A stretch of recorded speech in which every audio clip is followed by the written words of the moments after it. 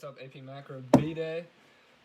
Today we have aggregate demand, aggregate supply. What does aggregate mean? What is aggregate demand and supply? It's all the supply and demand of Uzumaki land, which is my new country. Rather than Mizuno, we're at Uzumaki land, better believe it. It's inspired from a show I've started watching, so if you know what I'm talking about, good for you. If you don't know what I'm talking about, ask me and I'll tell you about it. It's simple as that. Ask in the comments below. All right, anyways, so the aggregate demand and aggregate supply. So what is it? So let me draw it for you here. Well, it is the price level over the GDP. So this is aggregate demand, aggregate supply, and that's short-term aggregate supply. So what does that mean? That means this is what all of Uzumaki land is producing. This is their real GDP right here, and everything they produce, everything they supply goes into this. And what is GDP? Well, GDP is exports, government spending, investing, and there's one more, consumption. And what does that mean? It means everyone in Uzumaki land, you know, in those three things, so government spending, consumption, investment, and net exports, all of that goes into their real GDP, which is just how much money they have, and that really controls the inflation. So here, you can see inflation is right at the middle. If aggregate supply were to shift left, inflation would go up, or shift left, inflation would go up, and that'd be bad, and in this case at least. And if it shifted to the right, it would be good in this case. So what is Uzumaki land producing? I want to give you some examples. So government, they're investing here. They're investing taxpayer dollars into new training facilities for the future ninjas, for the Ninja Academy, stuff like that, and the Anbu Black Ops. They're investing in them so that way they can, take down Orochimaru and stuff. What else do we have going on? They are net exporters of chakra, and they also invest in their ninjas and ninja missions from other people, so that way the Uzumaki land can make money. Simple as that. That's really all you need to know. So, what does aggregate demand and supply mean with the possibility curve? If you remember the possibility demand curve,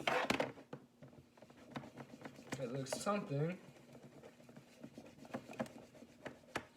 like this. Hold up.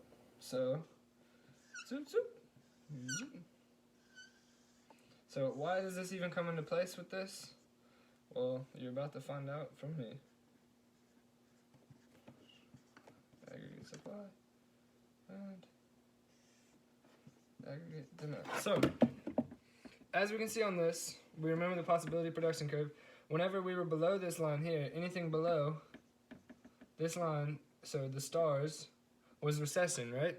And anything outside of the line is an inflationary gap. So that's an inflationary gap, and that's a recessionary gap, which means that in the inflationary gap, we are actually, that's good, because that's why it's possible in the future. So let me go over what this means and why this other lines come. So from the possibility production curve, you can create the long run aggregate supply, which pretty much will tell you whether your short run aggregate supply and aggregate demand are in a recessionary gap or in an inflationary gap. And obviously you want to be in an inflationary gap, because that means that your long run aggregate supply is shifting to the right, which is what you want, because that means your GDP is going up. Uzumaki land's GDP is going up. So now that I have explained that, that is the difference between short run and long run aggregate supply and demand, because the short run is just immediately, in the long run is an effect of the short run in this possibility production curve. So when the short run shifts out,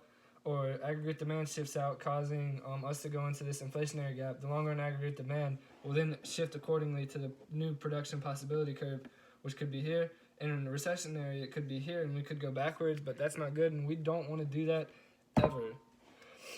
So, what is demand shock and supply shock, stagflation, real growth? Why do these things happen? So, let me take you through an example in Uzumaki land here, right?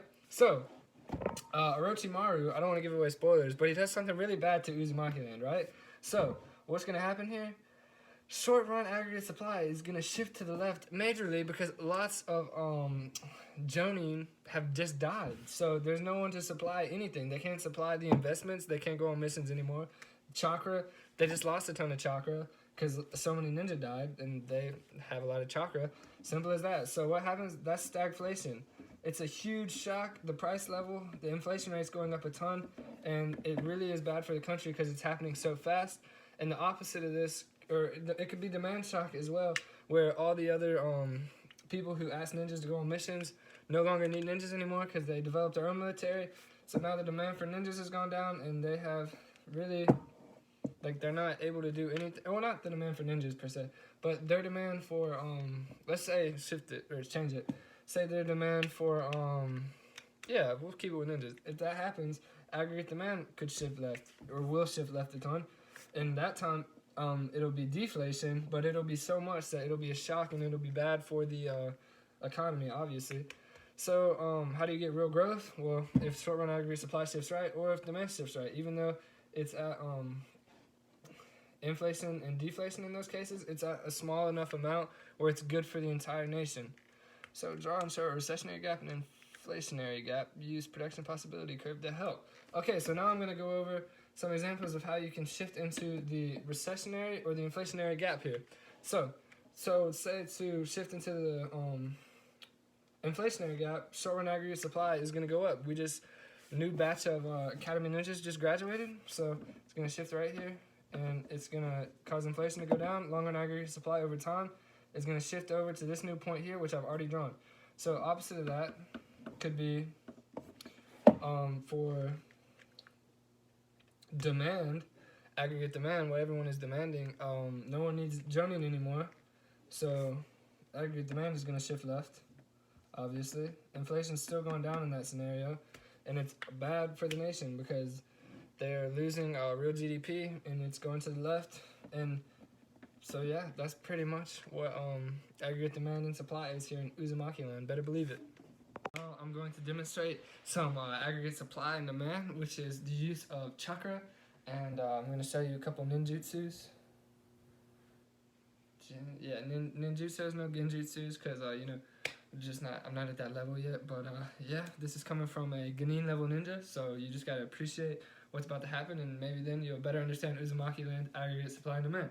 So first of all, chakra is a mixture of the spiritual cells and the physical cells. So I have to roll back my shirt so I can really feel the muscles in me connecting. So first you gotta gather some chakra. This is just gonna be the first one I show you right here. Shadow Clone Jutsu. You can't see it, but there'd be like 50,000 Miis around you right now. The other one is Fireball Jutsu, and that one's like this. Fire Cell, Fireball Jutsu.